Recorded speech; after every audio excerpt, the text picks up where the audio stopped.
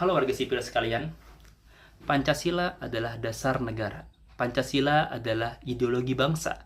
Dan Pancasila adalah dasar dari segala dasar hukum di negara kita. Dan Pancasila adalah ideologi yang relevan dari masa ke masa. Baik, saya Muhammad Khairi Ilham dengan NIM 056625838 dari Prodi S1 Akuntansi akan membawakan tentang perkembangan Pancasila dalam konteks sejarah. Baik, saya di sini berfokus pada era perubahan, yang dimana perubahan dari masa reformasi dari era Orde Baru.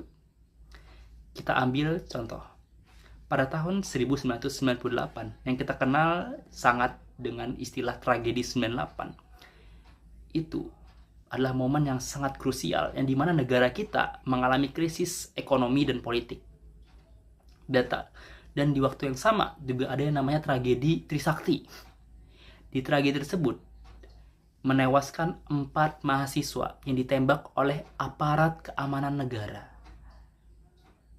Dari kejadian itu memicu amukan dari para mahasiswa dan masyarakat untuk mendesak, meminta, dan menekankan agar terjadi perubahan. Dari tekanan tersebut memiliki dampak, yaitu yang pertama, turunnya Presiden Soeharto dari 32 tahun kekuasaan beliau pada tanggal 21 Mei 1998 merupakan awal dari era reformasi, dari era Orde Baru. Dari cerita ini, saya bisa menyimpulkan bahwa sila yang sangat tercermin dari kisah ini adalah persatuan dan keadilan.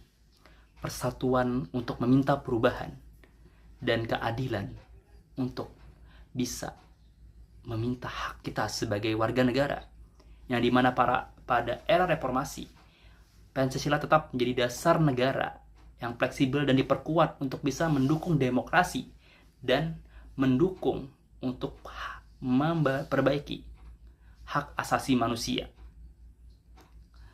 Dan menurut saya, nilai yang tercermin dalam cerita ini adalah kita sebagai warga negara, sebagai mahasiswa yang punya pemikiran yang cukup luas, jangan takut untuk meminta perubahan. Dan kita sebagai warga negara juga memiliki hak asasi manusia, yang dimana kita sendiri memiliki keadilan.